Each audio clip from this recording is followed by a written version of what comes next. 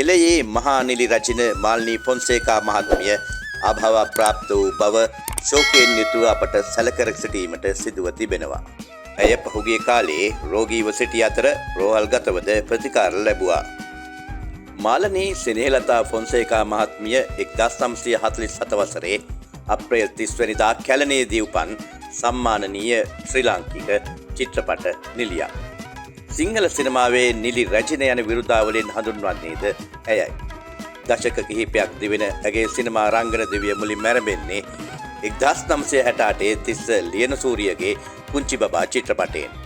ඇය දක්ෂ නිලියක ලෙස හඳුනාගැනෙන්නේ 1969 දී ජාතික නාට්‍ය උළෙලේදී හොඳම නිලිය සම්මානය ලබා ගැනීමෙන් අනතුරුවයි.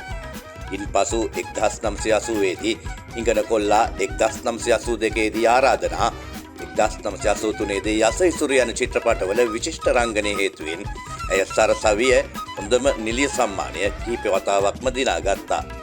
2010 දී ඇය ආසියාව තුළ මෙතෙක් බිහි වූ දැවැන්ත රංගන ශිල්පීන් 25 දෙනාගෙන් අයෙක් බව ඇමරිකානු CNN රූපවාහිනිය විසින් නම් කරනු ලැබුවා. ඇගේ රංගන දිවිය ආරම්භ වුණේ වේදිකාවෙන්.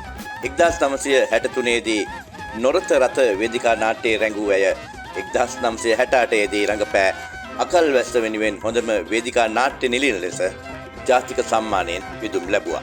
ඇය වේදිකා නාට්‍ය 14කට සිය ප්‍රධාන රංගනය එක් කර තිබෙනවා.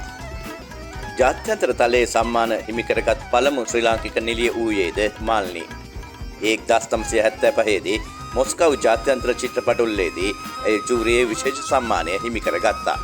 1977 දී නවදිල්ලි චිත්‍රපට උළෙලේදීද ඇය තවත් සම්මානයක් හිමි කරගනු ලැබුවා.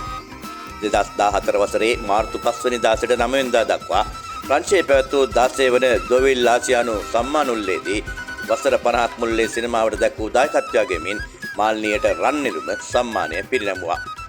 සරසවි සම්මානය හැරුණකොට ඇය ජනාධිපති සම්මාන, OCIC සම්මාන වලින්ද පිදුම් ලැබුවා. ඇය රඟපෑ කෙම්මුර ටෙලිනාට්‍ය සඳහා 2000 සුමති ටෙලි සම්මානවලදී ඇයට හොඳම නිලිය සම්මානයද හිමි වුණා.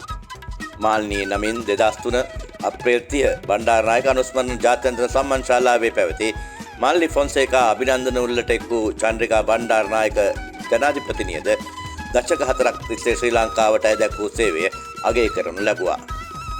1975 ගෞරව ඩිප්ලෝමා සහතිකය 9 වෙනි අන්තර්ජාතික මොස්කව් සිනමා උළෙලේදී ලැබූ ඇය 1977 දී ගෞරව කුසලතා සම්මානය ලැබුවා සිරිපාල සහ රම්මැණිකා වෙනුවෙන් 6 වෙනි දිල්ලි ජාත්‍යන්තර සිනමා උළෙලේදී. 1989 දී සාර්ථකම කාන්තාව විදිහට සොන්ටා ජාත්‍යන්තර සම්මානය ඇය දිනුවා.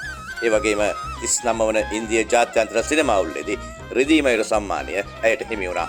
එමෙන්ම 1978 79 81 85 96 වන වසරවලදී ඇයට ජනාධිපති සම්මානද හිමි වුණා. එමෙන්ම 1979 වසරේදී හොඳම නිලිය ලෙසත්, එමෙන්ම 80 වසරේ ජනප්‍රියම නිලිය ලෙසත්, 81 වසරේ හොඳම නිලිය ලෙසත්, 81 වසරේම ජනප්‍රියම නිලිය ලෙසත්, 82 වසරේම හොඳම නිලිය සහ ජනප්‍රියම නිලිය ලෙසත්, 1983 වසරේදී ජනප්‍රියම නිලිය ලෙසත්, 1984 වසරේ සහ 85 වසරේදී ජනප්‍රියම නිලිය ලෙසත් ඇය සම්මාන දිනා ඇත්තේ සරසවි සම්මාන උළෙලේද ඉතිහාසගත වාර්තාවක් තබමින්.